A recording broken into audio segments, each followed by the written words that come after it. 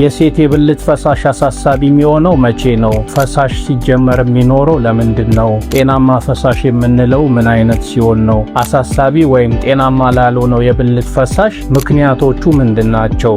እንዴትስ ይህንን አይነት ችግር መቀነስ ይቻላል? የሚሉ ርዕሰ ጉዳዮችን በዛሬ ቪዲዮአችን እንመለከታለን። ጤና ይስጥልኝ። ዶክተር ኢሳያስ ላቀው ነኝ፣ የማህፀንና ጽንስ ስፔሻሊስት። በዚህ ቻናላችን የተለያዩ የማህፀንና ጽንስ ጉዳዮችን እያነሳን እንነጋገራለን። ቪዲዮቹ እንዲደርሷችሁ ሰብስክራይብ በማድረግ ቤተሰብ እንዲሆኑ በአክብሮት እጠይቃለሁ። ወደ ርዕሰ ጉዳያችን ስንገባ የሴት ልጅ የብልት ፈሳሽ ሲጀመር ለምን ይኖራሉ ከሚለው ጥያቄ ስንነሳ የሴት ልጅ የብልት ፈሳሽ መኖሩ በጣም አስፈላጊና ጠቃሚ ነው። ይህ ፈሳሽ መታየት የሚጀምረው ለአቅመ ሔዋን ወይም ፒዩበርቲ የምንለው ደረጃ ላይ ሲደርሱ ነው። ይህ ፈሳሽ የሚኖርበት ምክንያት የብልት ግድግዳ ላይ እና የማህፀን ጫፍ አካባቢ ፈሳሽ አምራች ጥቃቅን አካላት ወይም ግላንድስ አሉ። እነዚህ ደግሞ የሴት ልጅ ወደ አቅመ ሔዋን ስትደርስ የሚጨምሩ ሆርሞኖች አሉ።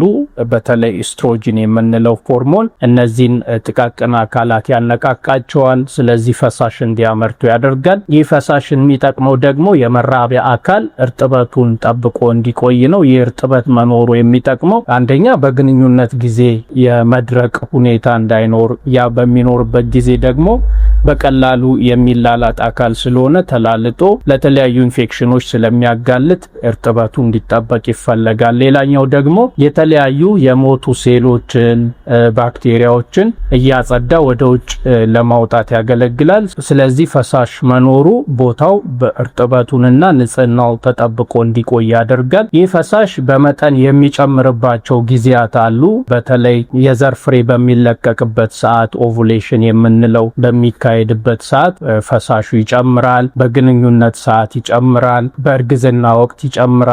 በእነዚህ ሁኔታዎች ላይ የፈሳሹ መጠን መጨመር ተፈጥሯዊ ሂደት እንጂ የሚያሳስብ ጉዳይ አይደለም። ይሄ ፈሳሽ ጤናማ ነው ለማለት የሚታዩ መስፈርቶች አሉ። አንደኛው ቀለሙ ነው። ሌላኛው ደግሞ ከሽታ ጋር የተያዘ ጉዳይ ነው። ሶስተኛው ደግሞ ተያያዥ ሌሎች ምልክቶች አሉ ወይስ የሉም የሚለው ጉዳይ ነው። በእነዚህ መስፈርቶች መሰረት ፈሳሹ ጤናማ ነው የምንለው በቀለም ደረጃ ውሃማ ወይም ነጣ ያለ ፈሳሽ ሲሆን ነው። በሽታ ደረጃ ምንም አይነት መጥፎ ጠረን የሌለው ከሆነ ነው። በእርግጥ የውስጥ ልብስ ላይ ሲቆይ የተወሰነ ሽታ ሊኖረው ይችላል። ቀለም ወደ ቢጫ ሊቀይር ይችላል። ከዛ ውጭ ግን የሚረብሽ ሽታ ሊኖረው አይገባም። ሌላው ተያያዥ ቦታው ላይ ማሳከክ እና ሌሎች በኋላ የምንነጋገራቸው አይነት ምልክቶች መኖር የለበትም። እንደዚህ አይነት ፈሳሽ ከሆነ ጤናማ ፈሳሽ ነው ብለን ነው የምንወስደው። ስለዚህ ምን አይነት ፈሳሽ ሲሆን ነው አሳሳቢ የሚሆነው ወይም ጤናማ ያልሆነው? ምክንያቶቹስ ምንድናቸው ለእንደዚህ አይነት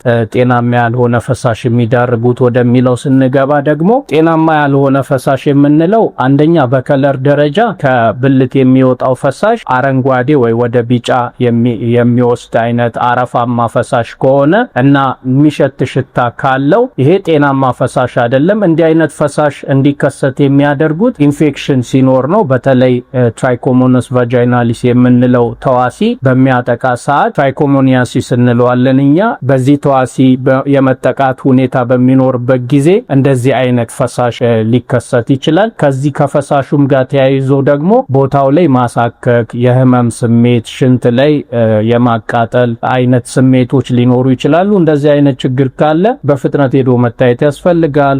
ሕክምና ተደርጎ በቀላሉ የሚድን ነገር ነው። ግን ሳትታከሙ በቆያችሁ ቁጥር ችግር እየፈጠረ ነው የሚሄደው። ሌላኛው ደግሞ እንደ መግል አይነት ቢጫ የሆነ ፈሳሽ፣ እሱም ያው ሽታ ይኖረዋል። የሚፈሳችሁ ከሆነ በግንኙነት ሰዓት ህመም ካለ ወይ ደግሞ ከግንኙነት በኋላ የተወሰነ ደም መድማት ካለ ይሄ ደግሞ የባክቴሪያ ኢንፌክሽን በተለይ ክላሚዲያ የምንለው ጎኖሪያ የምንላቸው ባክቴሪያዎች ማህፀን ጫፍንና የብልት ግድግዳዎችን ሲያጠቁ የሚከሰት ፈሳሽ ነው። ይህም በጊዜ ከታያችሁ መድኃኒት በመስጠት በቀላሉ የሚታከም ነው እና አብሯችሁ ያለውም ሰው በዚህ የመጠቃት እድል ስላለው አብሮ ነው መታከም ያለበት። ሌላኛው ደግሞ ግራጫ የሆነ ፈሳሽ በተለይ የአሳ አይነት ሽታ ያለው ግንኙነት በምታደርጉ ሰዓት ሽታው ይበልጥ የሚጨምርበት ሁኔታ ካለ ባክቴሪያል ቫጂኖሲስ የምንለው ችግር ሲኖር የሚታይ አይነት ፈሳሽና ምልክት ነው። ማቃጠል፣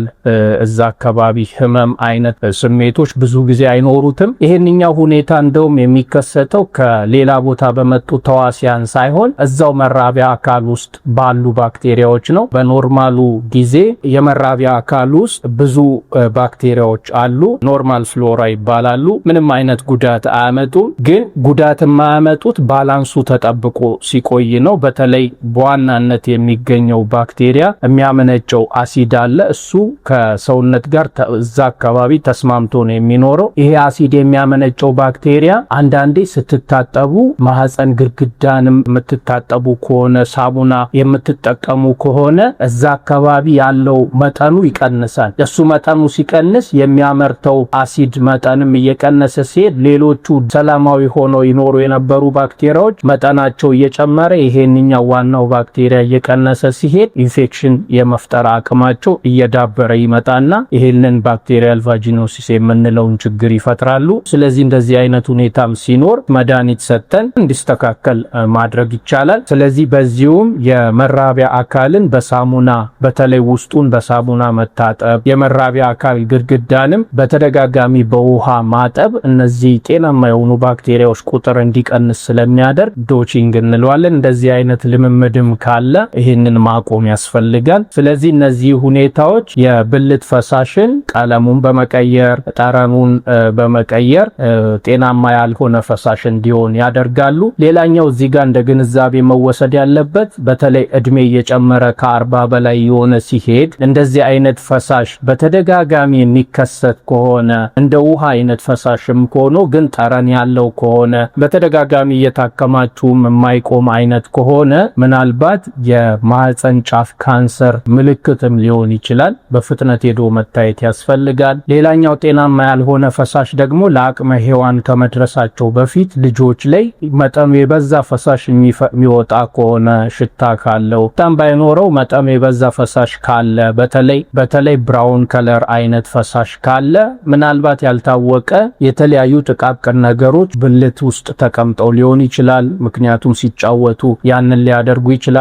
በፍጥነት ሄዶ ማሳየት ያስፈልጋል። ሌላኛው እድሜ እየገፋ በተለይ የወር አበባ መታየት ከቆመ በኋላ የሚከሰትም ፈሳሽ በተለይ ወደ ቀይ ቀለም የቀየረ ፈሳሽም ካለ በፍጥነት ሄዶ መታየት ያስፈልጋል። ስለዚህ እንደዚህ አይነት ጤናማ ያልሆኑ ፈሳሾች ሲኖሩ በአጠቃላይ ሄዶ መታየት በጣም አስፈላጊ ነው። ምክንያቱም ኢንፌክሽኑ እየተባባሰ ሄዶ ወደ ማህፀን ውስጥም ሊገባ ይችላል። እየሰፋ ከሄደ ብዙ ችግሮችን ሊያመጣ ይችላል። እስከ መሃንነት ሊደርስ የሚችሉ ችግሮችን ድረስ ሊያስከስት ይችላል። ስለዚህ እንደዚህ አይነት ፈሳሽ እንዳይከሰት ምን ማድረግ ያስፈልጋል የሚለው ቅድም አንድ ያወራ ነው የመራቢያ አካልን የሚጸዳበት መንገድ ነው። ብልት ግድግዳንም ጨምሮ በሳሙና መታጠብ፣ በተደጋጋሚ የብልት ግድግዳንም በውሃም ቢሆን መታጠብ ወይም ዶቺንግ የምንለው ልምምድ ጥሩ ልምምድ አይደለም። ስለዚህ እንደዛ አይነት ነገሮችንም ማስወገድ ያስፈልጋል። ሌላኛው የግንኙነት ባህል ነው። ከተለያዩ